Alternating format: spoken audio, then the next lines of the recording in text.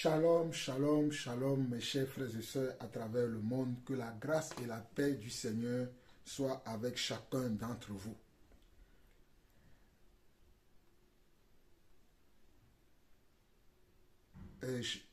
Je reviens en une seconde. Je suis en train de régler aussi l'enregistrement de l'autre côté pour que l'enregistrement soit aussi de bonne qualité pour ceux qui nous reçoivent en audio. Parce que j'ai appris par plusieurs personnes que les enregistrements audio n'est pas de bonne qualité. Ce que je comprends parce que je pars de l'enregistrement vidéo pour pouvoir faire de l'audio. Parce que l'enregistrement audio, vidéo plutôt, c'est celui que je réduis pour pouvoir avoir un enregistrement en petit format pour nos frères et sœurs qui sont en Afrique, qui n'ont pas la facilité d'avoir Internet comme nous ici en Occident. Donc, nos frères et sœurs qui sont en Afrique souffrent beaucoup de la connexion ou bien la connexion coûte beaucoup plus cher là-bas. Voilà pourquoi j'essaye toujours de réduire l'enseignement en un petit format. En un petit format, c'est souvent en KO ou en mégabits pour pouvoir leur permettre d'avoir aussi l'enseignement. Et j'ai reçu plusieurs on va dire plusieurs témoignages, plusieurs retours, plusieurs suggestions où les frères me demandaient que le son est trop bas. Le son est trop bas. Donc j'ai décidé d'enregistrer à part les enregistrements audio pour nos frères qui sont en Afrique, qui nous suivent. Et je crois que même vous qui êtes en Europe, cela vous aide aussi, hein, parce que parfois quand vous êtes dans le train, vous réécoutez ces enseignements-là, quand vous êtes dans les moyens de transport que vous utilisez pour aller dans vos boulots, vous pouvez écouter ces enseignements-là. Moi-même, je réécoute ces enseignements-là. Moi-même, je les écoute parce que moi-même, je suis béni. Des fois, quand j'enseigne comme ça, c'est là où le Seigneur m'utilise. Je sors certaines vérités que moi-même, je ne connais pas. Donc, en réécoutant mes enseignements, je suis moi-même édifié. Donc, je vous encourage, mes chers frères et sœurs, à réécouter même ces enseignements audio plusieurs fois. Réécoutez-les. La foi vient de ce qu'on entend et ce qu'on entend vient de la parole de Dieu. Alors, mes chers frères et sœurs, je suis de nouveau dans la joie ce matin d'être avec vous pour poursuivre notre enseignement sur la démonologie. Donc, nous sommes presque là à la fin. Je pense que si je fais aujourd'hui cette partie ou cette session, il y aura encore une dernière session que je vais faire et je vais clôturer ce sujet pour qu'on puisse passer à un autre sujet. Mais je suis dans la joie encore ce matin d'être avec vous pour partager ce moment avec vous. Je salue vous tous mes frères à travers le monde. Soyez bénis, que la grâce et la paix du Seigneur soient avec vous. J'ai reçu également vos questions. J'ai reçu plusieurs questions. Malheureusement, je n'ai pas noté les questions pour pouvoir les lire, pour pouvoir lire les questions que vous m'avez posées. Mais j'ai en tête deux questions à laquelle je vais répondre au travers de cet enseignement aujourd'hui. Deux questions que j'ai à la tête. Je voulais le lire moi-même, mais bon, je ne l'ai pas noté. Et cette question-là est sur l'appareil que j'utilise pour enregistrer l'enseignement, donc je ne pourrai pas l'utiliser. Je ne l'ai pas transféré dans mon second appareil. Sinon, je pourrais vous le lire, la question du frère, des frères et des sœurs qui m'ont envoyé des questions. Mais nous verrons ça tout à l'heure. Mais avant toute chose, permettez-moi, comme vous le savez, on va prier, on va donner un mot de prière pour que le Seigneur puisse nous aider à partager cet instant avec son esprit. Amen. Que le Seigneur vous bénisse. Père éternel, Dieu d'amour, Dieu de grâce, Dieu de paix, Dieu de bonté, nous te bénissons encore pour ce jour que tu nous as accordé. Nous te bénissons encore pour ton esprit en nous. Nous te bénissons pour tes grâces, tes volontés qui se renouvellent tous les jours dans notre vie. Oh papa, tu es merveilleux. Tu es un Dieu, papa, qui est plein de patience, qui est plein d'amour pour nous. Et nous voulons aussi te dire que nous aussi, nous t'aimons et nous voulons marcher dans tes voies. Voilà pourquoi nous te sollicitons encore ce matin. Nous t'invitons encore ce matin à venir siéger encore en nous, à venir siéger, papa, au milieu de ce partage, afin que tout ce que nous allons partager, que nous puissions le partager sous ton esprit, sous ton inspiration. Que la chair ne soit pas au rendez-vous, que les émotions, les sentiments ne soient pas au rendez-vous, à moins que cela soit tes sentiments ou tes émotions. Mais nous refusons toute œuvre charnelle pendant ce moment et nous te donnons toute la gloire, toute la puissance, tout l'honneur pour des siècles. Au nom de Jésus-Christ, nous avons ainsi prié. Amen. Alors mes chers frères et sœurs, soyez bénis. Hein. Vous êtes avec votre serviteur, l'apôtre Jean-Paul Lawson. Pour ceux qui ne me connaissent pas, soyez bénis et bienvenue au repas du Seigneur. Bienvenue à l'invitation du Seigneur. Avant de continuer aujourd'hui, j'aimerais m'excuser. J'aimerais m'excuser parce que dans la 5e partie de l'enseignement sur la démonologie, vers le début, je n'ai pas noté aussi les minutes où j'ai parlé de Matthieu chapitre 10, verset 10, en disant que le diable ne vient que pour dérober, égorger ou détruire. Ce n'est pas Matthieu chapitre 10, c'est Jean chapitre 10, le verset 10. C'est Jean chapitre 10, le verset 10. Vous savez, des fois, nous avons beaucoup de paroles dans la tête, mais au moment où nous partageons, au moment où nous enseignons, des fois, les versets se mélangent. Et j'ai été mélangé et j'ai dit Matthieu chapitre 10, verset 10, alors que c'est Jean chapitre 10, verset 10. Je l'ai noté dans le commentaire sur ce message-là, je l'ai noté dans le commentaire afin que vous puissiez avoir le bon verset, le bon passage. Permettez-moi ce petit écart de ma part et excusez-moi, je ferai dorénavant attention. Je sais qu'il y a beaucoup de frères et sœurs qui m'ont fait la remarque pour dire que non, le passage que tu as donné ne correspond pas au passage en tout cas à ce que tu disais. Et cela me rend encore plus joyeux parce que je vois que vous vérifiez.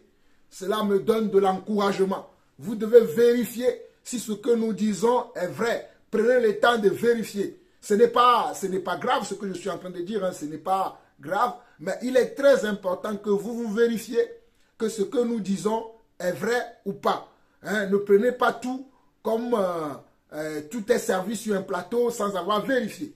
Vérifiez la parole, parce que quand je parle des fois, je peux mélanger les passages bibliques, parce que moi, la parole, je l'ai dans mon cœur, je l'ai dans mes pensées, je l'ai dans mon cœur. Des fois, quand je parle, quand je n'ouvre pas forcément la Bible, je peux mélanger ou bien intervertir les passages. Donc, je m'en excuse, pardonnez-moi cela, soyez bénis. Alors, mes chers frères et sœurs, pour continuer aujourd'hui, et le Seigneur m'a rappelé que dans la 6e partie de l'enseignement, où je parlais de quelques actions ou bien quelques manœuvres démoniaques ou d'influence de la vie des esprits impurs dans nos vies, je n'ai pas parlé de la famille et des enfants. J'en ai parlé, mais j'en ai parlé brièvement. Et le Seigneur m'a rappelé à l'ordre afin que je puisse vous rappeler aussi cela. Mes chers frères et sœurs, vous qui avez des enfants, hein, nous qui sommes parents, qui avons des enfants, le Seigneur nous met en garde de faire attention à la comparaison. Nous aimons trop comparer nos enfants. Nous aimons trop dire que toi, pourquoi tu ne dois pas faire pourquoi tu ne fais pas comme ton frère? Ou pourquoi tu ne fais pas comme ta sœur? Mes chers frères et sœurs, vous savez que parfois, j'ai des problèmes de diction.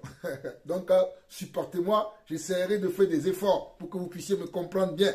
Donc, je disais que le Seigneur nous rappelle à nous, en tant que parents, que nous devons faire attention à la comparaison.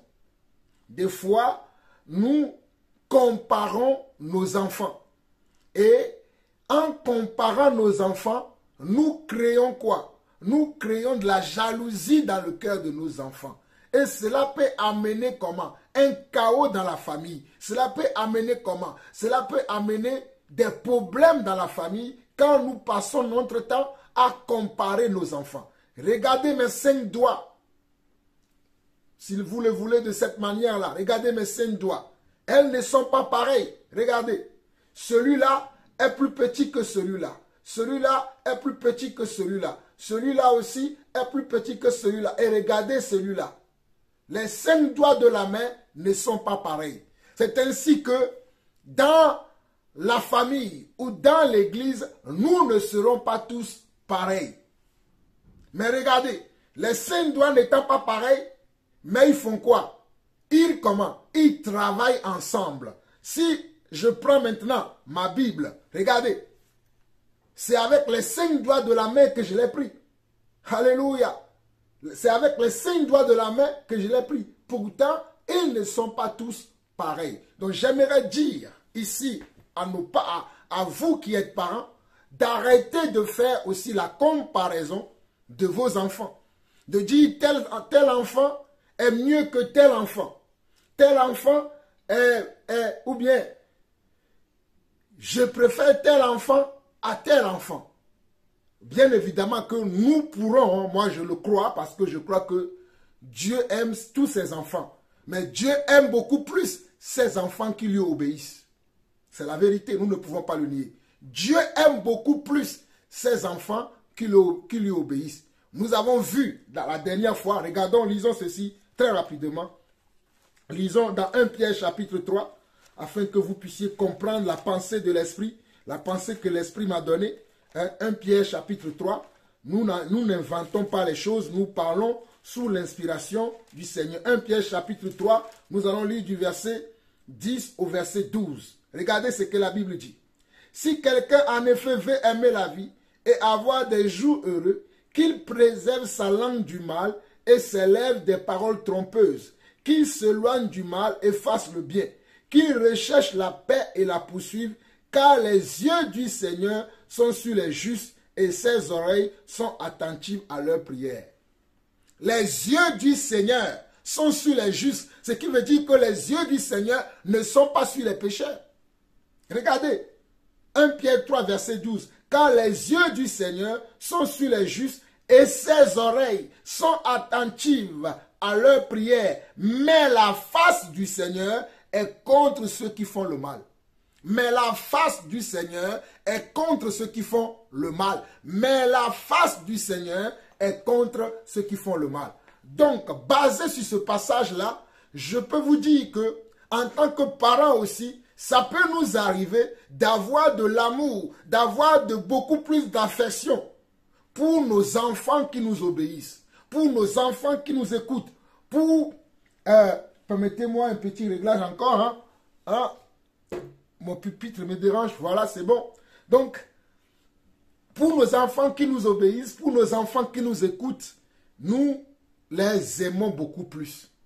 Mais faisons attention de ne pas tomber dans la comparaison. Et dans une comparaison qui va nuire au bien-être, à l'épanouissement de nos enfants au sein de la famille. Cela peut être une porte ouverte au diable afin que le diable puisse venir cribler vos enfants. Pour dire à vos enfants que ton papa ne t'aime pas. Pour dire à vos enfants que ta maman ne vous aime pas ou bien que votre maman ne vous aime pas. Et que l'enfant va commencer à avoir quoi? À avoir de la rancœur, à avoir de la haine contre vous qui êtes ses parents ou bien contre ses frères et sœurs que vous mettez au-dessus de comment? Au-dessus de lui ou bien au-dessus d'elle. Nous devons apprendre à aimer nos enfants. Tous nos enfants sont différents. Nous avons des enfants différents. Comme dans le royaume de Dieu. Tous les apôtres n'étaient pas pareils. L'apôtre Pierre était différent de l'apôtre Jean. L'apôtre Jean était différent de l'apôtre Paul. L'apôtre Paul était différent de l'apôtre comment? De l'apôtre Jude. Vous voyez? Tous les serviteurs n'étaient pas tous pareils. Mais ils ont fait quoi? Ils ont tous œuvré pour le royaume de Dieu. Donc nous devons nous aussi amener nos enfants à s'aimer entre elles et à s'aimer entre eux ou entre elles et à s'aider aussi, à avoir une bonne entente, à avoir de l'harmonie, à avoir comment? De la bienveillance les uns vers les autres et surtout à s'aimer et que la rancœur ne vienne pas au milieu de nos familles. Parce que quand il y a de la rancœur, quand il y a de la jalousie, cela peut amener des drames dans les familles. Je vous assure, cela peut amener des drames dans les familles. Je me rappelle lorsque j'étais jeune et que j'étais encore en Afrique, il y avait dans une famille où un grand frère, je dis bien un grand frère, a coupé la tête de son petit frère. Ou je dis bien, où un grand frère a coupé la tête de son petit frère parce que leurs parents étaient décédés, je crois, et qu'il y avait un problème au niveau de l'héritage. Un problème de comment on doit partager l'héritage. Et je crois que le grand frère a décapité son petit frère. Ou c'est le petit frère qui a décapité son grand frère. Je ne sais, je me rappelle plus exactement. Et j'ai vu dans d'autres familles où le petit frère ou le grand frère a empoisonné comment? A empoisonné son frère ou sa soeur parce qu'il y a eu de comparaison. Il y a eu de comment? Il y a eu beaucoup plus d'affection qu'on a placé sur un seul enfant et on a négligé les autres. Mes chers frères et sœurs, si Dieu t'a donné plusieurs enfants, il faut aimer tous tes enfants. Moi, j'ai 5 enfants. J'ai 3 garçons et 2 filles. Je les aime tous pareil. Je les aime tous pareil. Mais bien évidemment que ceux qui m'obéissent, ceux qui m'écoutent, ceux en qui je vois que quand je leur dis quelque chose, ils mettent, et ce que je leur dis, ils le font. J'ai une affection particulière pour eux, mais je n'essaie pas de les montrer devant les autres frères. Pour que cela n'attise pas, comment? Pour que cela n'attise pas un esprit mauvais dans leur cœur. J'essaye de prendre cet enfant-là à part, où je parle avec lui pour lui dire que je suis fier de toi, mais je ne le fais pas devant tous ses frères, alors que les autres se sentent diminués. Si tu prends l'habitude de prendre un de tes enfants ou un de tes filles, des enfants, que ce soit, excusez-moi, que ce soit fille ou garçon, tu le valorises devant les autres. Et tu as l'habitude de ne valoriser que celui-là. Et que les autres, tu ne les valorises pas. Mon frère, ma soeur, tu es en train de créer une porte. Une large porte. Écoutez-moi très bien. C'est sous l'inspiration de l'esprit que je vous dis ceci. Tu es en train d'ouvrir une large porte. Comment? À l'esprit ou bien aux esprits impurs de pouvoir rentrer dans l'enfant que tu négliges, ou bien de pouvoir rentrer dans les enfants que tu négliges, afin d'amener ces enfants-là à commettre des actes irréparables. Parfois, l'enfant peut même tuer les parents parce qu'il se sent comment? Il se sent lésé, il se sent oublié, il se sent diminué, il se sent comment? Il se sent incompris, il se sent rejeté. Souvenez-vous de ce que je vous ai dit, que beaucoup de gens aujourd'hui, elles sont devenues des prostituées, sont devenues des bandits de grand chemin, sont devenus des violeurs, sont devenus des gens qui n'aiment pas l'être humain. C'était à cause de quoi? C'est à cause du rejet. Hein? C'est à cause du rejet. Ce sont des exemples que je donne. Hein.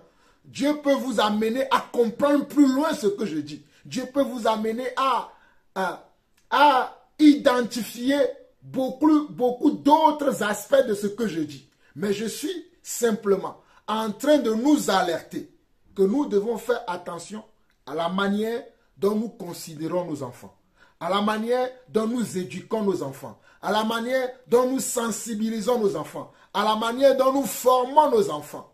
Alléluia. Nous devons les former de la bonne manière. Nous devons les aimer de la bonne manière. Nous ne devons pas mettre de la concurrence entre nos enfants.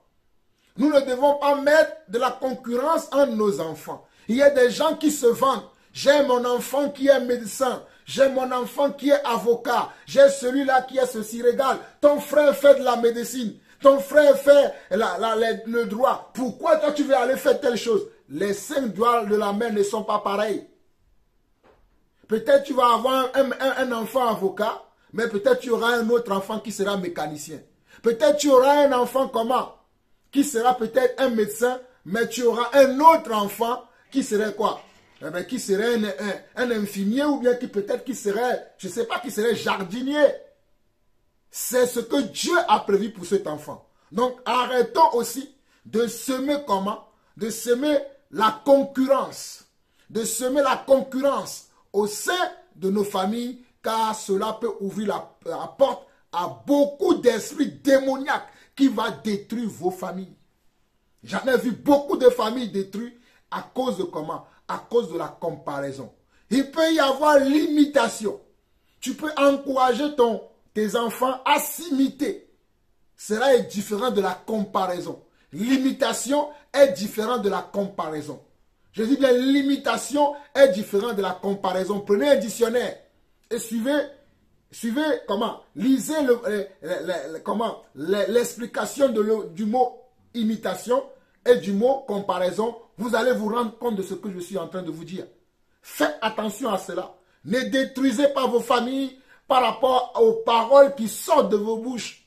La Bible dit que la mort et la vie sont au pouvoir de la langue. Donc que ta langue, glorifie tes enfants. Que ta langue édifie tes enfants. Que ta langue n'amène pas la haine dans le cœur de tes enfants. Que ta langue n'amène pas l'orgueil dans le cœur de tes enfants. Parce que celui que tu valorises aussi beaucoup peut devenir très orgueilleux et ne plus considérer ses frères, et ne plus avoir de l'empathie, et ne plus avoir de la bienveillance envers ses autres frères et sœurs. Il va développer un esprit d'orgueil, et cet esprit d'orgueil-là peut l'amener à s'auto-détruire aussi. Que celui qui a des oreilles pour entendre, entend ce que son esprit dit à l'église. J'ai pris assez de temps selon ce que le Seigneur m'a révélé de vous dire. Moi, je n'ai révélé que ce que le Seigneur m'a dit. Lui-même, il continuera avec vous. Je lui fais confiance pour cela. Je voudrais aussi dire qu'il faut également que nous prêtons beaucoup attention à la parole de Dieu. Parce que la parole regorge beaucoup de vérités qui vont nous aider à grandir spirituellement et à grandir selon la mesure et la stature parfaite de Christ. C'est ce que la parole fait. Amen. Donc, mes chers frères et sœurs, je vais prendre deux questions que des frères et sœurs m'ont envoyées. Il y en a ce sont des questions similaires. Il y a des gens qui me disent que c'est par rapport à leur nouvelle naissance qu'ils ont des problèmes dans leur famille ou bien qu'ils ont des problèmes dans leur vie. Par rapport à la manière dont ils sont nés de nouveau. Et il y a eu un frère qui m'a dit qu'il entend souvent des bruits lorsqu'il dort, ou bien des fois lorsqu'il dort, on vient le réveiller au milieu de la nuit pour aller manger, pour le forcer à manger. Et des fois, quand il dort, on vient le réveiller pour aller faire des choses dont il ne veut pas les faire, dont il n'a pas envie de faire. Parfois, il résiste en citant le nom de Jésus et des fois, il n'arrive pas. On va traiter ce premier cas rapidement. Ce premier cas, ce que j'aimerais dire à d'autres personnes, comme ce frère, qui ont le même problème, j'ai posé la question au frère, comment est-ce que tu t'es converti? Tout dépend de comment nous sommes convertis. Et le frère m'a dit que il est parti voir un serviteur de Dieu, un frère aussi qui est dans la parole, et que le jour-là, quand il est parti, ils ont parlé de la dîme, et comme il avait la connaissance sur la dîme, le frère l'a baptisé. Je lui ai dit que selon ce que je connais de la parole de Dieu, cela n'est pas juste.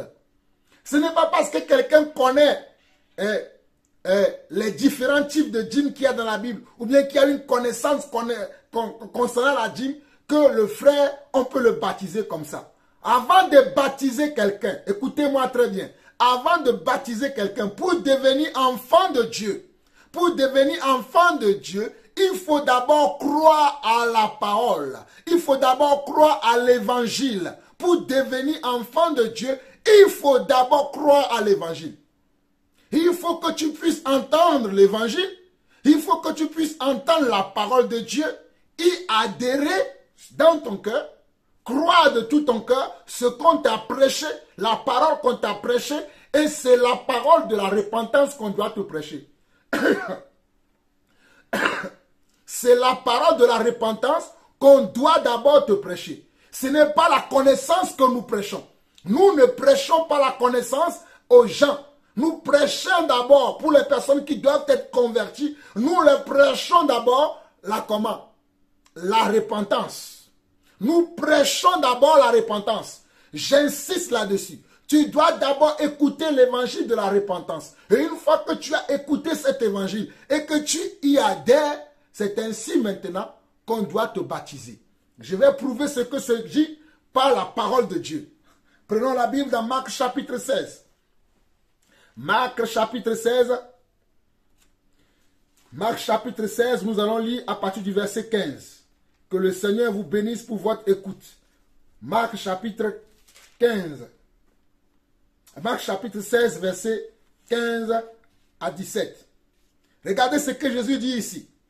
Puis il leur dit, allez par tout le monde et prêchez la bonne nouvelle à toute la création. Allez par tout le monde et prêchez la bonne nouvelle à toute la création. Celui qui croira et qui sera baptisé sera sauvé. Mais celui qui ne croira pas sera condamné. Vous voyez? Avant de dire que quelqu'un devient enfant de Dieu, il faut d'abord que la personne puisse croire. Ce n'est pas que quand on voit de la connaissance chez quelqu'un, automatiquement on dit qu'il est enfant de Dieu. Le diable aussi a de la connaissance, mais il n'est pas enfant de Dieu. Le diable a de la connaissance, mais il n'est pas enfant de Dieu. Amen. Donc on nous dit ici, Marc 16, verset 15 au verset 17, puis il leur dit, allez prêcher par tout le monde et prêcher la bonne nouvelle à toute la création. Celui qui croira et qui sera baptisé, celui qui croira et qui sera baptisé, celui qui croira et qui sera baptisé sera sauvé. Mais celui qui ne croira pas sera condamné. Celui qui ne croira pas sera condamné. Lorsque tu ne crois pas à la parole de Dieu, tu es toujours sous la condamnation. Tu es toujours comment? Sous des esprits impurs, sous l'influence des esprits impurs. Parce que tu ne crois pas à l'évangile. Tu n'as pas démontré, tu n'as pas pris à témoin les esprits impurs et l'esprit de Dieu que maintenant, toi, tu as choisi de marcher avec Dieu. Donc, les esprits impurs vont continuer toujours à t'embêter. Ce sont des réalités spirituelles. Que celui qui a des oreilles pour entendre, entende. Verset 17. Voici les miracles qui accompagneront ceux qui auront cru. Voici les miracles qui accompagneront ceux qui auront cru. En mon nom, ils chasseront des démons, ils parleront de nouvelles langues, ils saisiront des serpents, s'ils boivent quelques breuvages mortels, ils ne leur feront point de mal, ils imposeront les mains aux malades et les malades seront guéris. Vous voyez? Ce sont des signes qui accompagnent ceux qui ont cru, non pas ceux qui ont de la connaissance, mais qui n'ont pas cru. Tu peux avoir de la connaissance sans croire. Je connais beaucoup de gens, beaucoup de mes collègues qui ont une certaine connaissance de la parole de Dieu. Mais ils ne croient pas. Tantôt ils vont dire Dieu a dit ceci dans la parole. Ils le connaissent, mais ils n'ont aucune confiance en Dieu. Ils n'ont aucune relation avec Dieu. Donc Dieu les voit toujours comme des rebelles. Alléluia. Parce que voilà pourquoi on nous dit le verset 17. Voici les signes qui accompagneront ceux qui auront cru. Ceux qui auront cru. Je vous l'ai dit dans une partie de l'enseignement que dans Jean 1, le verset 12 au verset, le verset 10 plutôt au verset 12, on a dit à tous ceux qui l'ont reçu. Je vais lire ça aussi rapidement. Jean 1. Jean 1. C'est très important. Ceci va vous aider. Jean 1. Jean 1. Jean 1. Verset 10 au verset 12. Jean 1, verset 10 au verset 13 d'ailleurs. Jean 1, le verset 10 au verset 13 dit ceci. Elle était dans le monde et le monde a été fait par elle. Et le monde ne l'a point connue. Le monde ne l'a point connue veut dire le monde ne l'a pas accepté. Ok. Elle est venue chez les siens et les siens ne l'ont point reçue. Elle est venue que chez les siens veut dire elle est venue chez les hommes qui doivent croire à la parole, les hommes qui sont destinés à recevoir le salut, mais ils ne l'ont pas reçu. Verset 12. Mais à tous ceux qui l'ont reçu, à tous ceux qui l'ont reçu, à ceux qui croient en son nom, elle a donné le pouvoir de devenir enfants de Dieu, lesquels sont nés non du sang, ni de la volonté de la chair, ni de la volonté de l'homme, mais de Dieu. lesquels sont nés ni de la volonté de la chair, ni de la volonté de l'homme, mais de Dieu. Il y a des gens qui sont dans le monde, ils sont nés de la volonté de la chair. Ils sont nés de la volonté de l'homme. Un homme qui a aimé une femme, hein, ils ont eu de l'intimité, ils ont eu des progénitures. Ça n'a rien à voir avec les enfants de Dieu. Nous, les enfants de Dieu, nous sommes sortis comment? Nous sommes sortis de l'amour de nos parents pour être maintenant enfants de Dieu, pour devenir maintenant enfants de Dieu. Je vais vous le montrer dans les Écritures aujourd'hui, afin que vous ne vous trompez pas. Donc quand vous entendez les faux évangiles, il y a aussi un problème. Les faux évangiles aussi font que vous n'êtes pas un véritable enfant de Dieu. Si tu as reçu un faux évangile, tu n'as pas reçu le vrai évangile, tu n'as pas reçu l'évangile de la repentance, mon frère, tu n'es pas aussi enfant de Dieu. Tu peux être encore manipulable, tu peux être encore touché par les démons parce que tu n'as pas reçu l'évangile de l'évangile de la repentance. Amen. Voilà pourquoi Paul dira dans 1 Corinthiens chapitre 2 qu'il a prêché quoi? Il a prêché Christ crucifié. Allons dans Matthieu chapitre 16. Matthieu chapitre 16. J'aimerais que ceci soit clair. Matthieu chapitre 16. Matthieu chapitre 16. Matthieu chapitre 16. Et j'ai dit Matthieu chapitre 16. Matthieu chapitre 28. Excusez-moi. Matthieu chapitre 28, le verset 16. Vous voyez, j'ai des versets dans la tête, je connais, mais quand je parle, je peux des fois faire des mélanges. Donc, c'est Matthieu chapitre 28 à partir du verset 16 jusqu'au verset 20. Matthieu chapitre 28 à partir du verset 16 jusqu'au verset 20. Regardez ce que la parole de Dieu déclare encore. Les 11 disciples allèrent en Galilée, sur la montagne que Jésus leur avait désignée. Quand ils le virent, ils l'adorèrent, mais quelques-uns eurent les doutes. Les 11 disciples allaient où? Allaient sur la montagne de Galilée, où Jésus les avait dit de l'attendre. Et quand ils arrivaient, certains le virent et l'adorèrent, mais d'autres eurent des doutes. Ok, mais là n'est pas le problème. Regardez après, le verset 18 au verset 20. Jésus s'étant approché, leur parla ainsi. Jésus s'étant approché, leur parla ainsi. Jésus s'étant approché, leur parla ainsi. Tout pouvoir m'a été donné dans le ciel et sur la terre. Allez faire de toutes les nations des disciples. Tout pouvoir m'a été donné sur la terre et dans les cieux. D'abord dans le ciel, hein, et sur la terre. Et il dit maintenant, allez faire de toutes les nations des disciples, les baptisant au nom du Père, du Fils et du Saint-Esprit, et enseignez-leur. Regardez, il y a un ordre qu'on doit suivre. Avant d'enseigner la dîme, hein, et tout ce qu'on doit enseigner aux enfants de Dieu, il faut d'abord que la personne soit convertie. Il faut d'abord que la personne soit née de nouveau. Il faut d'abord que la personne devienne une nouvelle créature pour recevoir maintenant, comment? Des nouvelles semences en lui. Tu ne peux pas enseigner quelqu'un qui n'est pas encore une nouvelle créature. Il faut d'abord que la personne naisse de nouveau pour qu'il soit enseigné. C'est l'ordre que Jésus a donné. Regardez. Versets 19 à 20.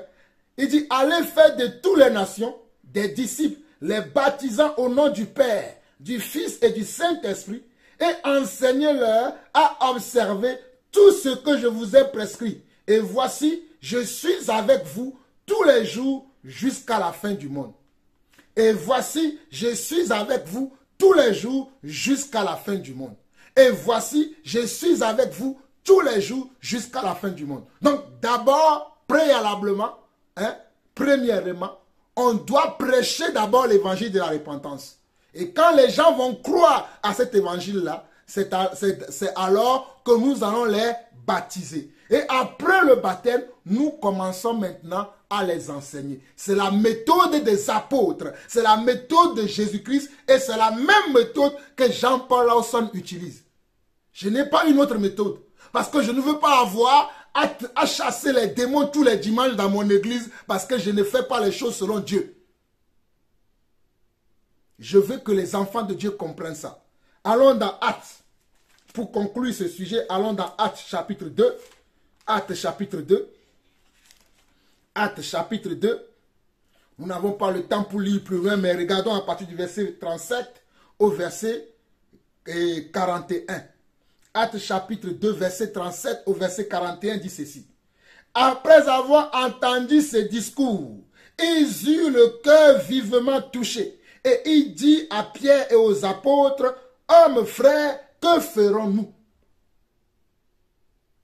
Lorsque le Saint-Esprit est descendu sur les apôtres le jour de la Pentecôte et que les apôtres ont commencé à parler de nouvelles langues et que Pierre s'était avancé et que Pierre a donné un discours. Pierre a donné un discours concernant notre Dieu, concernant Yeshua HaMashiach. Pierre a donné un discours et ce discours-là a ébranlé des cœurs. Ce discours-là a ramolli des cœurs. Ce discours-là a percé des cœurs. Ce discours-là a touché des cœurs. Alléluia. Et quand les cœurs ont été touchés, voilà pourquoi dans Acte 2, le verset 37, on nous dit ceci. Après avoir entendu ce discours, ils eurent le cœur vivement touché. Et il dit à Pierre et aux autres apôtres, hommes frères, que ferons-nous? Il demande maintenant à Pierre et aux autres apôtres, nous avons écouté ce que vous avez dit et nos cœurs ont été convaincus que nous devons maintenant commencer une nouvelle vie, que nous devons maintenant commencer à croire à ce que vous dites là. Nous devons commencer à croire. En d'autres mots, c'est cela. Regardez la réponse de Pierre dans le verset 38 au verset 40. Regardez maintenant la réponse de Pierre. Pierre leur dit, repentez-vous et que chacun de vous soit baptisé au nom de Jésus-Christ à cause du pardon de vos péchés et vous recevrez le don du Saint-Esprit. Pierre a entendu ça. Il n'a pas dit, ah c'est bon, il a dit, repentez-vous. Alléluia. Repentez-vous. La repentance est le commencement de la marche chrétienne. La repentance est le commencement de, comment? De la marche du disciple. Un disciple qui ne s'est pas repenti, lorsqu'il dit qu'il appartient à Dieu, n'est pas un disciple. C'est un brigand, c'est un voyou, c'est un menteur. Un disciple qui dit qu'il est disciple, mais qui n'a pas connu de repentance, est un menteur. Et le menteur, c'est le diable. Que le diable ne te trompe pas. Si tu as cru à un évangile où on t'a dit, crois en Jésus, tu vas voyager, tu vas avoir une grande entreprise, tu vas avoir un grand mariage, tu vas avoir de beaux enfants, tu vas avoir de belles affaires. Et c'est cet évangile-là que tu as cru, tu n'as pas cru au bon évangile. Ce n'est pas ce que Pierre a présenté. Ils ont présenté la personne de Yeshua. Ils ont présenté la personne du Messie. Et moi aussi, je présente le même évangile, car j'ai le même esprit que ceux-là qui nous ont précédés. Alléluia. Que le Seigneur te bénisse, toi qui me suis. Pierre leur dit au verset 38, « Repentez-vous et que chacun de vous soit baptisé au nom de Jésus, à cause du pardon de vos péchés. » C'est à cause du pardon de notre péché qu'on doit recevoir comment? Le baptême. Et après, le Seigneur nous donne le comment? Le Saint-Esprit. Si tu as suivi le cheminement, tu t'es repenti. Et après ta repentance, tu as été plongé dans l'eau. Ce n'est pas qu'on te verse un peu d'eau sur la tête, hein, comme on fait dans plusieurs religions là. On te plonge, on t'immerge totalement dans l'eau et on te ressort au nom de Jésus. Amen. Et quand tu es ressorti au nom de Jésus, on dit, verset 39, regardez bien ce que Pierre dit. Car la promesse est pour vous, pour vos enfants et pour tous ceux qui sont au loin, en aussi grand nombre que le Seigneur notre Dieu les appellera. La promesse n'est pas simplement pour les Juifs. La promesse n'est pas simplement pour les Israéliens. La promesse est pour tous les êtres humains qui sont sur la terre, qui vont croire à l'évangile que nous prêchons, qui vont adhérer à cet évangile-là et qui vont marcher dans cet évangile. La promesse est pour nous tous. La promesse n'est pas simplement pour les Juifs. Amen. Si nous continuons, on dit, verset 40, et par plusieurs autres paroles, il les conjurait et les exhortait, disant, sauvez-vous de cette génération perverse. Donc, lorsque nous parlons de la repentance, le Seigneur va nous aider à utiliser plusieurs exhortations pour exhorter les gens à fuir le péché. C'est pour ça que je vous dis que si vous avez cru à un évangile dilué, à un évangile tronqué, à un évangile qui n'est pas l'évangile de Jésus-Christ, où on vous a dit, crois, tu vas devenir riche, crois, tu vas devenir célèbre, crois, tu vas te marier, crois, tu vas avoir ceci ou cela, mais on ne t'a pas dit crois pour gagner le ciel, tu n'as pas cru au bon évangile. C'est aussi simple que cela. Si on ne t'a pas dit croire pour gagner le ciel, mais on t'a dit croire pour gagner la terre, tu n'as pas reçu le bon évangile. Voilà pourquoi tu es comment? Une proie aux démons, parce que tu as des choses qui les appartiennent. Tu as des choses qui appartiennent aux démons. Tu as le territoire des démons. Tu as le terrain où les démons viennent jouer leur ballon. Mais c'est à toi de savoir quel type de terrain tu veux être. Moi, je veux être la bonne terre. Et la bonne terre commence par la repentance. Mes chers frères et sœurs, dans le monde même dans lequel nous vivons, je n'ai jamais vu un laboureur, un cultivateur, quelqu'un qui est dans l'agriculture. Lorsqu'il veut ensemencer un champ, il vient ensemencer le champ sans le défricher. Je n'ai jamais vu ça. Ça n'existe pas, nulle part ailleurs, à moins que ce soit un fou qui fait ça. Même le fou, j'ai des doutes. Je n'ai jamais vu un agriculteur, un cultivateur, quelqu'un qui laboure la terre. Avant de semer une semence, il fait quoi? Il laboure la terre. En labourant la terre, qu'est-ce qu'il fait? Ils enlèvent les mauvaises graines. Ce qui va comment? Ce qui va déranger, ce qu'il veut planter là, il va les enlever d'abord. Il veut planter une bonne semence sur la terre. Qu'est-ce qu'il fait? Il les enlève d'abord. Il enlève tout ce qui peut déranger. C'est la semence qu'il veut planter. Une fois qu'il est sûr qu'il a tout enlevé et que la terre est propre, la terre est bonne, maintenant il fait quoi? Il plante la semence. Il plante la semence. Pour que la semence, lorsqu'il va le planter, qu'il puisse trouver comment de la profondeur dans la terre. Pour germer et porter du fruit au bon moment. Quel est l'évangile à laquelle vous avez cru? Si c'est l'évangile de crois en Jésus, tu vas avoir du visa. Crois en Jésus, tu vas te marier. Crois en Jésus, tu vas voyager. Crois en Jésus, tu vas avoir des entreprises. Tu as un problème. Pas avec moi, tu peux ne pas accepter ce que je dis. Hein. Ce que je dis, et je ne dis pas que tu dois l'accepter. Hein. Moi, je dis la vérité. Celui qui est un enfant de Dieu, celui qui veut suivre Dieu, comprendra mon langage et il suivra ce que je dis. Verset 41. Regardez, verset 41. Verset 41. Ceux qui acceptèrent sa parole furent baptisés. Et en ce jour-là, le nombre des disciples augmenta d'environ 3000 âmes.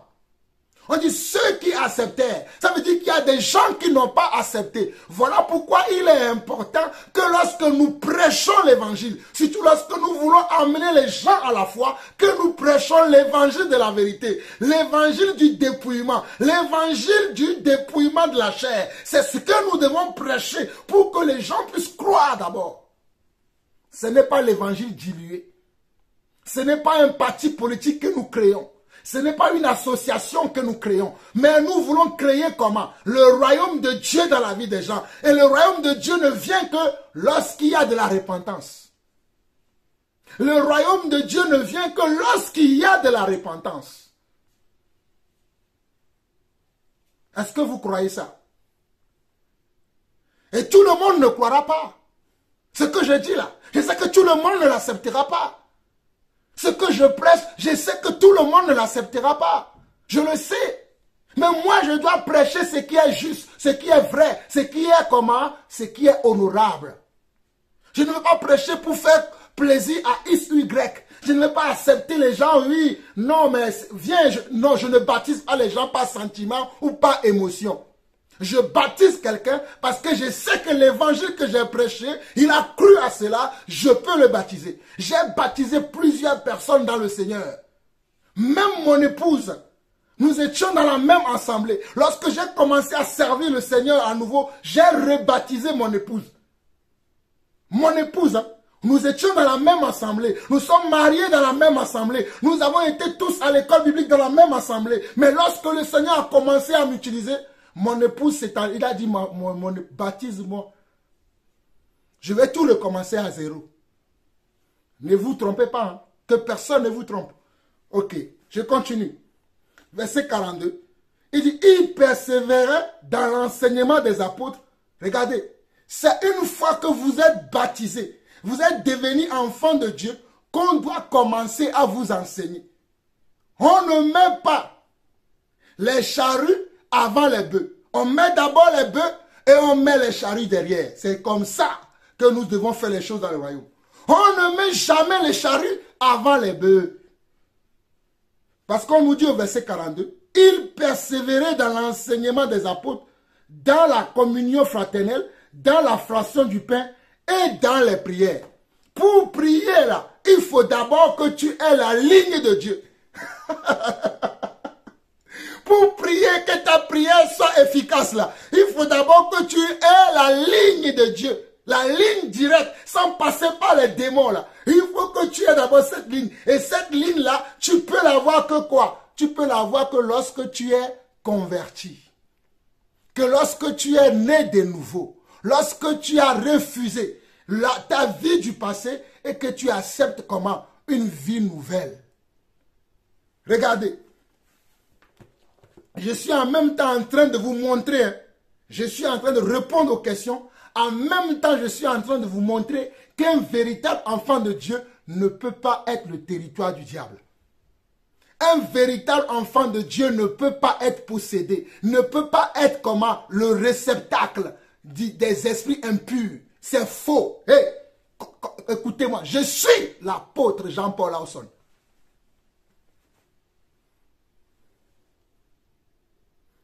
Un véritable enfant de Dieu ne peut pas être le réceptacle des démons. Cela n'existe pas. Un véritable enfant de Dieu, vous vous moquez de qui? Un véritable enfant de Dieu, de Yeshua HaMashiach, va être le réceptacle des démons? Non, je ne crois pas à ça. Je vais vous le montrer par les Écritures.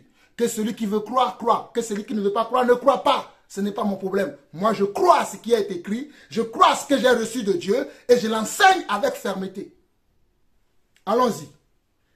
Jean chapitre 8. Jean chapitre 8.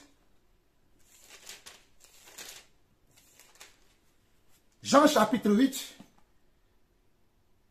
Lisons à partir du verset 30. Nous n'avons pas le temps pour lire plus haut. Mais lisons à partir du verset 30 jusqu'au verset 36. Comme Jésus parla ainsi, plusieurs crurent en lui. Comme Jésus parla ainsi, plusieurs crurent en lui. Comme Jésus parla ainsi, plusieurs crurent en lui.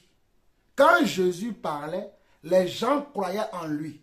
Et c'est leur croyance, c'est leur foi en Jésus-Christ qui faisait quoi? Qui recevait quoi? Qui recevait la délivrance. C'est leur foi en Jésus-Christ qui les libérait des oppressions, des démons qu'ils avaient en leur vie. C'est leur croyance en Jésus, c'est leur foi en Jésus qui les libérait des oppressions, des légions de démons qui les possédaient, quittaient leur corps parce qu'ils croyaient en celui qui était la vérité. Si vous ne me croyez pas, continuons la lecture. Verset 31, il dit aux Juifs qui avaient cru en lui, si vous demeurez dans ma parole, vous êtes vraiment mes disciples. Maintenant, quand il croit, il dit, si vous demeurez, croire seulement ne suffit pas. Il faut croire et demeurer. Alléluia. Croire seulement ne suffit pas. Il faut croire et demeurer. Quand tu crois, il faut après demeurer dans ce que tu as cru. Pourquoi je suis là à gesticuler devant vous tout le temps comme ça? Croyez-vous que je n'ai rien d'autre à faire? Parce que je veux demeurer dans ce que je crois. Je veux pratiquer ce que je crois. Et ce que je crois, je le partage avec les autres personnes, avec les autres frères et sœurs. Quand tu crois, tu dois demeurer. Demeures-tu dans la vérité? Demeures-tu dans la parole révélée de Dieu? Demeures-tu dans la connaissance de Dieu? Demeures-tu dans la révélation de la parole de Dieu ou tu demeures dans tes propres révélations? Il y a des gens qui font de leur propre révélation la révélation de Dieu. La révélation de Dieu, quand elle vient là, elle te libère, elle ne t'oppresse pas. Voilà la différence entre la révélation de Dieu et la révélation de Satan. Lorsque la révélation de Dieu vient, oh Shairobo Sanarama, hey, Seigneur, bénis ta parole. Lorsque la révélation de Yeshua, Amashia vient dans ta vie, tu te libères. Nous continuons. Verset 32.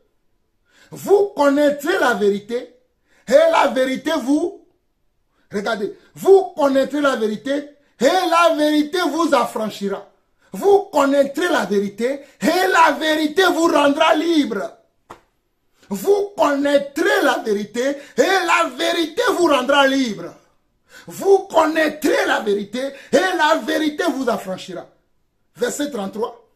Il lui répondit, nous sommes la postérité d'Abraham et nous ne fûmes jamais esclaves de personne. Comment dis-tu, vous deviendrez libres? Quand Jésus les voyait, Jésus voyait qu'ils n'étaient pas libres. Oh, Rabo Sandaramaya. Ima sondoro brozi keraba yohoria ikenteribra zannaramasheke rozinere maharabo shannaramaya. Quand je vois certaines personnes qui disent qu'ils sont enfants de Dieu, ils ne sont pas libres, ils ne sont pas libres. Voilà pourquoi je prêche le vrai évangile, pour que vous deveniez libres. Voilà pourquoi je prêche Yeshua à Mashiach, pour que vous deveniez libres. Mais vous refusez de croire ce que nous prêchons. Il faut croire à Yeshua pour devenir libre. Il faut aimer Yeshua pour devenir libre. Oh, alléluia. J'en ai les larmes aux yeux quand je vois que vous souffrez. Mais on vous présente la vérité. La vérité que nous avons eue. Nous avons cherché. Mes frères et sœurs, je me rappelle lorsque j'étais encore jeune dans la foi et que je cherchais la vérité. Je me souviens de comment à notre époque, mes frères, mes chers frères et sœurs, j'ai 47 ans. Hein? J'ai 47 ans. Quand j'étais jeune, je devais avoir dans les 25, 26 ans. Et je me rappelle à notre époque, les gens cherchaient de la puissance. Les gens cherchaient de la puissance. Moi, je cherchais la vérité. Je dis bien, moi je cherchais la vérité, mais mes collègues, mes amis, hein, mes frères avec qui on évoluait ensemble dans l'évangile, certains cherchaient la puissance. C'est les gens à l'époque là, à notre époque là, quand on imposait les mains aux gens, que les gens tombaient. Oh, tout le monde disait que celui-là, comme il est tombé, il a reçu une puissance. Et les gens tombaient à tort et à travers. Et les gens aimaient qu'on leur impose les mains pour qu'ils tombent. Mais moi, je n'aimais pas ça. Je vous dis la vérité, Dieu m'est témoin. Je n'aimais pas ça. Je me dis, mais c'est quoi cet esprit-là? Quand on t'impose les mains, tu tombes. Je ne m'avançais jamais pour qu'on m'impose la main, pour que je puisse tomber. Parce que je cherchais le vrai. Alléluia. Je cherchais la bonne chose. Je ne cherchais pas le sentiment. Je ne cherchais pas le sensationnel. Je ne cherchais pas au Rai Karabasanda. Que quelqu'un croit à cet évangile, il va recevoir aujourd'hui même. Et il va recevoir maintenant même la délivrance totale. Je vous dis ce que moi-même j'ai expérimenté. Je ne cherchais pas le sensationnel. Je cherchais une rencontre avec le Seigneur. Mais pendant que je voyais mes collègues, je voyais mes frères, ils cherchaient le sensationnel. Ils voulaient une imposition des mains spectaculaires. Que les gens les voient, ils gesticulaient partout. Mais Jean-Paul Lawson voulait recevoir la vraie chose. La vraie chose, c'est ce que moi je cherchais. Être en intimité avec le Seigneur, c'est ce que moi je cherchais. Alléluia. Que le Seigneur vous bénisse. Nous continuons la lecture. Verset 33 de Jean 8. Il leur répondit, nous sommes la postérité d'Abraham et nous ne fûmes jamais esclaves de personne. Comment dis-tu, vous deviendrez libres? Regardez ce que Jésus leur dit. Jésus savait qu'ils n'étaient pas libres. Parce qu'ils étaient encore sous l'oppression du serpent ancien, du dragon ancien. Ils étaient encore remplis de d'autres esprits. Jésus le voyait. Il ne peut que dire ce qu'il voit. Amen. Regardez le verset 34. En vérité, quand Jésus dit en vérité, prêtez attention aux mots qui vont suivre. Quand Jésus dit en vérité, prêtez attention aux mots qui vont suivre. C'est que quand Jésus dit ce mot-là, en vérité. Jésus dit en vérité, je vous le dis. Leur répliqua Jésus. Quiconque se livre au péché est esclave du péché. Car l'esclave ne demeure pas toujours dans la maison. Le Fils y demeure toujours. Voici la révélation. Regardez. Oh, alléluia. Jean 8, verset 34. Jésus dit en vérité, je vous le dis. Leur répliqua Jésus. Quiconque se livre au péché est esclave du péché. Quiconque se livre au péché est esclave du péché. Quiconque se livre au péché est esclave du péché. Tu te livres au péché, mais tu dis tu n'es pas esclave de péché. Qui trompe qui? Tu mens à qui?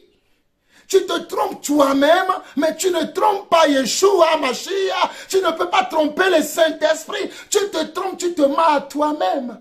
Regardez. Verset 35. Or, l'esclave ne demeure pas toujours dans la maison. L'esclave ne demeure pas toujours dans la maison. C'est l'esclave qu'on envoie faire des choses que le Fils ne veut pas faire. C'est l'esclave qu'on envoie faire des choses dont le Fils ne peut pas faire. Voilà pourquoi le Seigneur dit, oh, l'esclave ne demeure pas toujours dans la maison. Le Fils y demeure toujours. L'esclave, comment? Est un serviteur, mais le Fils est celui qui est servi. Le Fils est celui qui est servi, mais l'esclave, c'est un serviteur. Vous êtes des esclaves du diable. Vous êtes des esclaves du diable. Le diable fait ce qu'il veut de votre vie. Voilà pourquoi au verset 36, le Seigneur va dire, si donc le Fils vous affranchit, vous serez réellement libre. Si donc le Fils vous affranchit, vous serez réellement libre. Si donc le Fils vous affranchit, vous serez réellement libre. Est-ce que le Fils t'a affranchi? Comment me dis-tu que le Fils m'a affranchi? Et tu dors la nuit, tu es le terrain des démons. Oh, moi, I can't. Je ne peux pas croire ça. Tu ne peux pas dire que le Fils t'a affranchi. Et quand tu dors la nuit, tu es le terrain des démons. Oh non, ça n'existe pas. À moins que tu aies une vie de péché. Et que ton état dans lequel tu dois te trouver, tu n'es plus dans cet état-là. Verset 37. Je sais que vous êtes la postérité d'Abraham. Mais vous cherchez à me faire mourir parce que ma parole ne pénètre pas en vous. Parce que ma parole ne pénètre pas en vous. Parce que ma parole ne pénètre pas en vous. Si la parole ne pénètre pas en vous, là, vous allez subir comment? La pression, l'oppression de l'ennemi. Parce que la parole de Dieu ne pénètre pas en vous. Permettez au moins que la parole de Dieu puisse vous pénétrer. Permettez au moins que la parole de Dieu puisse vous pénétrer. Voilà pourquoi le Seigneur dit dans Jean 8, notez bien ce verset, gardez-le maintenant dans votre tête. Jean 8, verset 32 et Jean 8, verset 36 qui dit, Jean 8, verset 32 dit, vous connaîtrez la vérité et la vérité vous affranchira. Moi, j'ai connu la vérité et cette vérité, c'est cette vérité qui m'a affranchi. Voilà pourquoi je parle avec exactitude et avec âne et je ne crains rien parce que c'est la vérité. Maintenant, Jean 8, verset 36 dit, si le Christ vous a affranchi, vous serez réellement libre. Alors, je suis réellement libre de tout. Voilà pourquoi je parle toujours avec comment? Avec autant d'autorité. Parce que je sais en qui j'ai cru et je sais quel est le travail qu'il m'a donné et je sais quel est l'appel qu'il a placé sur ma vie. Ne vous trompez pas. Alors la deuxième question que je vais aborder et vite fait aussi dans cet enseignement, pour finir l'enseignement en beauté aujourd'hui, c'est qu'il y a une sœur qui m'a demandé qu'elle a été baptisée dans une baignoire. Et elle voudrait savoir si le fait qu'elle a été baptisée dans une baignoire, si ce baptême-là était juste ou faux. Voici ce que j'ai demandé à la sœur. J'ai dit, si lorsqu'on t'a baptisé dans la baignoire, tu as été comment? Repenti, et qu'on t'a plongé, on t'a immergé totalement dans l'eau, ton baptême est valable. Ce n'est pas le récipient dans lequel on nous baptise qui est important. C'est l'acte que nous avons posé avant le baptême qui est important. Le lieu, l'endroit n'est pas important. Qu'on te baptise dans une piscine, gonflable ou non gonflable, qu'on te baptise dans une piscine, dans une rivière, dans un lac, dans la mer, dans une baignoire, dans une bassine, ce n'est pas important. La seule importante, c'est que tu sois immergé, que tout ton corps soit totalement immergé. Parce que le mot baptême veut dire immersion. On doit t'immerger. On doit t'immerger totalement. Mais avant qu'on ne t'immerge là, il faut d'abord que tu aies reçu comment? Le vrai évangile et que tu t'es repenti. Il faut que tu aies reçu le vrai évangile et que tu aies repenti. L'ustensile, le lieu, l'endroit n'est pas important. Qu'on te baptise, je dis bien qu'on te baptise dans une piscine gonflable, qu'on te baptise dans une piscine, dans une rivière, dans un lac, dans la mer. Est-ce que tu t'es repenti? Est-ce qu'on t'a plongé totalement? Si on t'a plongé totalement et qu'on t'a baptisé, soit au nom de Jésus, soit au nom du Père, du Fils et du Saint-Esprit, parce que le nom du Père, du Fils et du Saint-Esprit, c'est encore le nom de Jésus. Que personne ne vienne vous dire, parce qu'on a dit au nom du Père, du Fils et du Saint-Esprit, ton baptême n'est pas valable. Ce sont des gens qui racontent des âneries. Le Père, le Fils et le Saint-Esprit ne sont que Jésus. Donc qu'on dise au nom de Jésus, qu'on dise au nom du Père, du Fils et du Saint-Esprit, ce n'est pas ça qui va faire que tu vas être encore la proie des démons. Ce qui fera que tu seras encore la proie des démons, es-tu repenti avant ton baptême? As-tu cru à l'évangile avant qu'on ne te baptise? Est-ce qu'on t'a totalement plongé dans l'eau, immergé complètement dans l'eau? Que ce soit dans l'eau d'une baignoire, l'eau d'une piscine gonflable, d'une piscine municipale ou que ce qu'ils enseignent, parce que dans certaines églises, les gens ont des piscines sous leur estrade. Moi, dans l'église à laquelle j'évoluais, sur l'estrade, il y avait une piscine. Sur l'estrade, il y avait une piscine qu'on fermait. Et là, le jour où on veut baptiser les gens, on l'ouvrait et on baptisait les gens dans la piscine. C'est juste. Ce n'est pas un problème. Hein? Mais néanmoins, avant que tu ne rentres dans la piscine, avant que tu ne rentres dans le lac, avant que tu ne rentres dans la baignoire, avant que tu ne rentres dans la mer, est-ce que tu as reçu le vrai évangile? Voilà là où le problème se pose. Est-ce que tu t'es repenti et que on t'a baptisé comme cela se doit? Amen. Que le Seigneur vous bénisse. Pour finir, nous allons aller dans Colossiens chapitre 1 aujourd'hui. Nous allons finir aujourd'hui dans Colossiens chapitre 1 rapidement. Colossiens chapitre 1. Colossiens chapitre 1. Colossiens chapitre 1. Nous allons lire du verset 1 jusqu'à la fin. Colossiens chapitre 1. Nous allons lire du verset 1 jusqu'à la fin. Et mes chers frères et sœurs, suivez-moi attentivement parce que dans ce passage, il y a beaucoup de révélations pour vous qui avez des doutes par rapport à votre délivrance. Pour vous qui ne croyez pas à ce que nous disons, voilà le passage qui va vous donner encore l'assurance de votre salut, l'assurance de votre délivrance, l'assurance de votre comment, de votre intimité avec Dieu. Colossiens chapitre 1. Nous lisons la parole de Dieu, suivez-moi. Paul, apôtre de Jésus-Christ par la volonté de Dieu et le frère Timothée, aux saints et fidèles frères en Christ qui sont à Colosse. Regardez comment Paul appelle les frères qui sont à Colosse. Il les appelle comment? Les saints. Comment est-ce que ces personnes sont devenues saints? Ils sont devenus saints parce qu'ils ont cru à l'évangile de la parole de Dieu. Ils ont cru au message prêché par les apôtres. Voilà pourquoi ils sont devenus saints.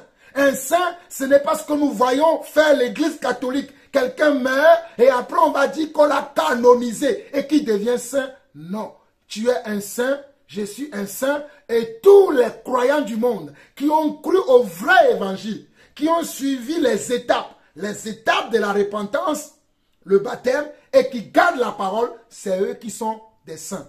Les 3 étapes pour être un saint, c'est d'abord se repentir, recevoir le baptême de la conversion et garder la parole de Dieu. Tu es un saint. Que celui qui a des oreilles pour entendre, entend ce que l'Esprit dit à son Église. Verset 3. Nous rendons grâce à Dieu le Père de notre Seigneur Jésus-Christ et nous ne cessons de prier pour vous. Regardez, nous rendons grâce à Dieu le Père de notre Seigneur Jésus-Christ et nous ne cessons de prier pour vous ayant été informés. Regardez, ayant été informés de votre foi. Ils n'ont pas dit ayant été informés de votre religiosité. Ayant été informés de votre foi en Jésus-Christ et de votre amour pour tous les saints. Et de votre amour pour tous les saints. Et de votre amour pour tous les saints veut dire, et de votre amour pour tous les croyants, tous les rachetés, tous les choisis, tous les élus de Dieu. Amen.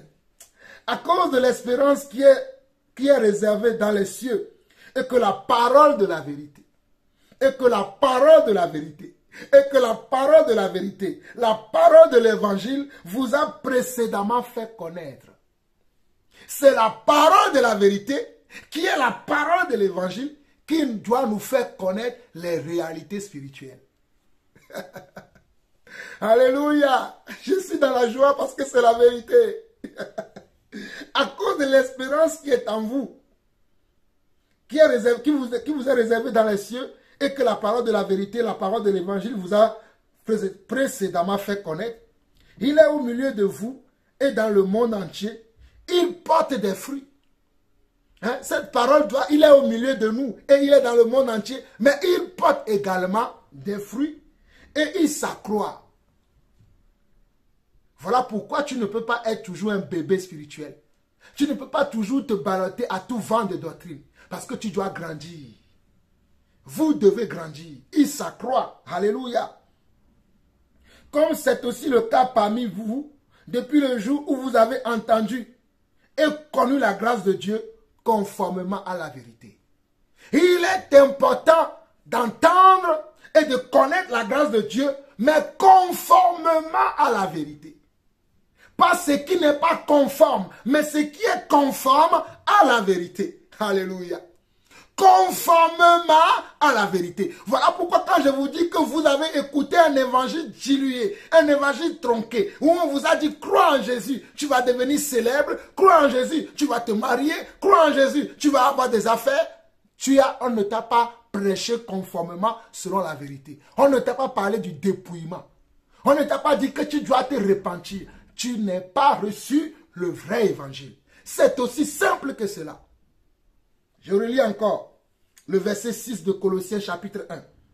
Il est au milieu de vous et dans le monde entier. Il porte des fruits et il s'accroît comme c'est aussi le cas parmi vous depuis le jour où vous avez entendu et connu la grâce de Dieu conformément à la vérité.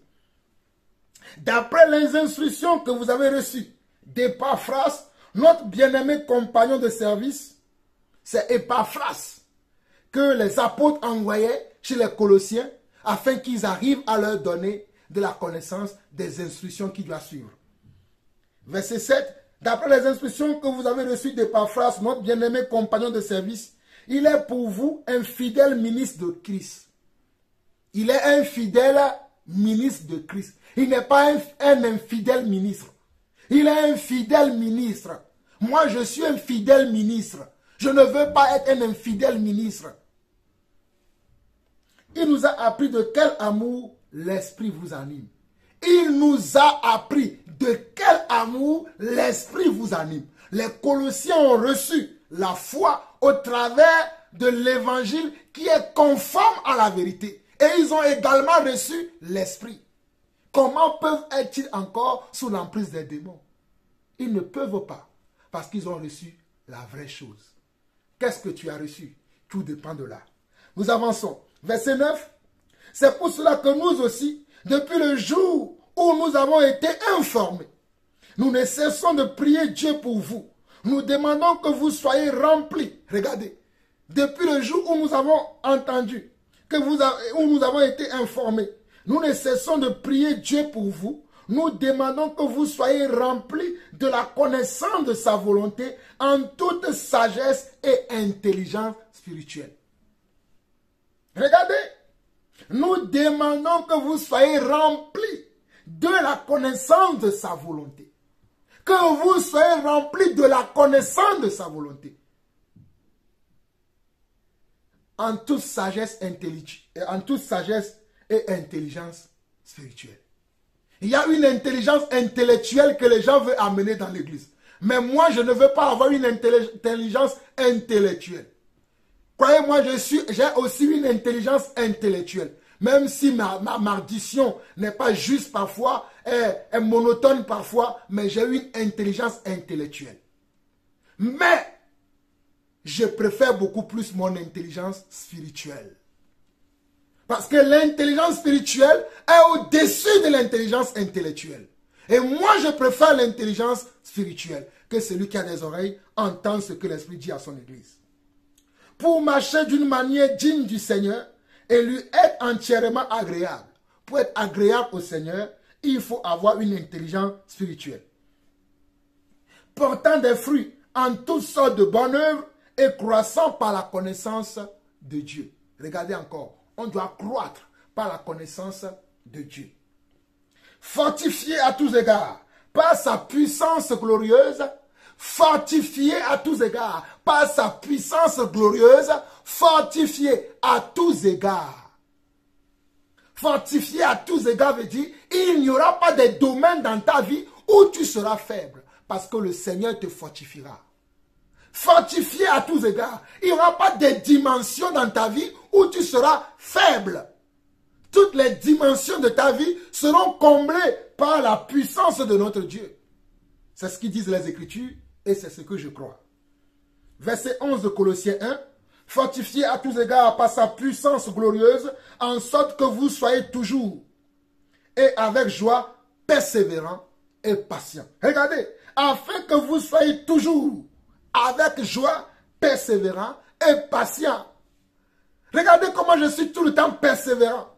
Je suis tout le temps dans la joie et je suis aussi patient. Il y a encore des choses qui me manquent. Des choses que je voulais avoir, des choses de Dieu, des dons spirituels dans lesquels je veux que Dieu m'utilise. Mais je suis toujours patient. Car ce n'est pas par la force, mais par l'Esprit, dit le Seigneur. Et c'est le Seigneur qui le fait en son temps. Que celui qui a des oreilles pour entendre, entend ce que l'Esprit dit à son Église. Verset 12. Rendez grâce au Père qui vous a rendu capable d'avoir part à l'héritage des saints dans la lumière. Rendez grâce à qui? Au Père. Ne rendez pas grâce aux hommes. Bien évidemment, vous devez être reconnaissant envers vos conducteurs parce que Dieu a utilisé vos conducteurs pour vous amener à la foi, pour vous instruire, pour vous encadrer dans le Seigneur. Mais n'oubliez pas que vous devez continuellement rendre grâce au Père. Pourquoi tout le temps je dis je rends grâce à Dieu? Pourquoi tout le temps quand je prie je dis Seigneur je te rends grâce? Je rends tout le temps grâce à Dieu de ce qu'il a fait dans ma vie. J'étais un perdu des perdus. Mais il m'a fait grâce. Alléluia. Rendez grâce au Père qui vous a rendu capable d'avoir part à l'héritage des saints. Rendez grâce au Père qui vous a rendu capable d'avoir part à l'héritage des saints dans la lumière. Il vous a rendu capable d'avoir part à l'héritage des saints dans la lumière. Waouh! Est-ce que vous pouvez comprendre ce passage-là? Rendez grâce au Père qui vous a rendu capable d'avoir part à l'héritage. Il y a un héritage que nous avons. Il y a un héritage que nous avons. Un héritage. Il dit, rendez grâce au Père qui vous a rendu capable d'avoir part à l'héritage des saints dans la lumière. C'est quoi un héritage? Un héritage constitue des biens, Ça peut être des biens matériels. Ça peut être des biens intellectuels. Hein? Ça peut être des biens financiers. Mais c'est ça l'héritage que le Seigneur nous a donné. Hein? Ça peut être même un héritage spirituel. Alléluia. Et dans le cas, dans cette espèce-là, c'est un héritage spirituel que Dieu nous a donné. Un héritage spirituel que Dieu nous a donné. Je précise encore un héritage spirituel. Voilà pourquoi on nous dit, rendez grâce au Père qui vous a rendu capable d'avoir part à l'héritage des saints dans la lumière. À l'héritage des saints dans la lumière et non dans les ténèbres. Nous sommes maintenant dans la lumière. Les ténèbres n'ont plus rien à faire en nous. Nous sommes maintenant dans la lumière du Christ. Parce que c'est l'héritage que le Seigneur nous a donné. Regardez le verset 13 au verset 14. Je crois que nous allons nous arrêter ici aujourd'hui. Et nous continuerons dans la prochaine session, la prochaine fois par là. Et nous allons finir dans la prochaine session avec toutes les vérités que vous devez savoir quant à ce qui concerne votre identité. Moi, je connais qui je suis en Christ. Alléluia. Il nous a délivrés. Regardez, il nous a délivrés de la puissance des ténèbres et nous a transportés dans le royaume de son Fils bien-aimé. Il nous a délivrés. On n'a pas dit qu'il prévoit de nous délivrer, qu'il a en vue de nous délivrer, qu'il espère nous délivrer, qu'il compte nous délivrer. Mais il nous a délivrés. À quel moment il a fait? Mais au moment de notre croyance. Au moment où il a versé le sang à la croix de Golgotha. Pour nous qui avons accepté ce sacrifice qu'il a fait pour nous. Il nous a délivrés à ce moment-là. Il nous a régénérés à ce moment-là. Il a fait de nous maintenant ses enfants à ce moment-là. Il nous a rachetés par son sang. Alléluia. Il nous a délivrés de la puissance des ténèbres. Regardez, il nous a délivrés de la puissance des ténèbres. Les ténèbres ne peuvent plus dominer sur toi, mon frère, ni sur toi, ma soeur. Les ténèbres ne peuvent plus dominer dans l'église. Je ne comprends pas quand les gens disent que mon église est attaquée, mon église est attaquée. Quelle église peut être attaquée? L'église de Yeshua. Jésus a dit dans Matthieu chapitre 16, je bâtirai mon église et les séjours des morts ne prévaudront point contre elle. Et moi je crois à ce que Jésus dit, car ce que Jésus dit, c'est ce qu'il fait. Jésus dit, je bâtirai mon église et les séjours des morts ne prévaudront point contre elle. Jésus dit, je bâtirai mon église et les séjours des morts ne prévaudront point contre elle. Et la personne à qui Jésus a dit ça, c'est Pierre. Et voilà pourquoi quand Pierre a parlé dans Actes chapitre 2, les gens ont cru. Il a commencé à enseigner les gens. Des miracles s'opéraient. Des gens recevaient des guérisons. Et vous, aujourd'hui, vous voulez me dire que non, vous chassez les démons tous les dimanches dans vos églises. Ça, c'est que l'église, ça. Les gens qui sont chrétiens, ils viennent à l'église le dimanche, ils sont possédés. Ce ne sont pas des chrétiens. Ne mentez pas aux gens. Un chrétien ne peut pas être possédé. Le seul cas dans lequel les chrétiens sont possédés, on ne peut même pas les délivrer. Nous le verrons dans la deuxième partie. L'écriture donne tout. Moi, je crois à l'écriture. Je ne vais pas raisonner dans ma tête. Les raisonnements, je n'en ai pas. Je crois à ce que les ancêtres, nos ancêtres dans la foi, nous ont légué comme héritage. Héritage de la connaissance de Dieu. Héritage de la vérité, je crois à cela. Verset 13 à 14 de Colossiens 1 où nous finissons aujourd'hui. Il nous a délivrés de la puissance des ténèbres et nous a transportés dans le royaume de son Fils bien-aimé, en qui nous avons la rédemption, le pardon des péchés. En qui nous avons la rédemption, le pardon des péchés. En qui nous avons la rédemption, le pardon des péchés. En qui nous avons la rédemption, le pardon des péchés. Est-ce que vous savez ce que ça veut dire, rédemption? Est-ce que vous savez ce que ça veut dire, rédemption? Pardon des péchés. Vous savez ça? J'ai été pardonné. J'ai été lavé. Il le dit dans Romains 8. Vous avez été sanctifiés. Vous avez été justifiés. Et vous avez été glorifiés. Romains 8. Verset 32 si je ne me trompe pas. Hein?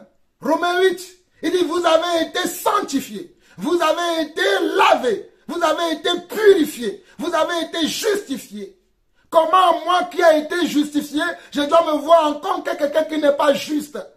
Comment moi qui ai été comment? Sanctifié, je dois me voir encore comme quelqu'un qui n'est pas saint. Il a dit, vous avez été sanctifié. Vous avez été sanctifié. Vous avez été lavé. Vous avez été purifié de tout ce qui est impur en vous. Afin que vous deveniez pur. Vous devenez maintenant comment? Un royaume comment? Des serviteurs et des servantes purifiés, lavés, sanctifiés, glorifiés par moi qui est Yeshua HaMashiach. Que celui qui a des oreilles pour entendre, entend ce que son esprit dit à son église. Soyez bénis, vous avez écouté votre frère, le serviteur, l'apôtre Jean-Paul Laousson. Nous vous aimons, à très bientôt, à bientôt, shalom.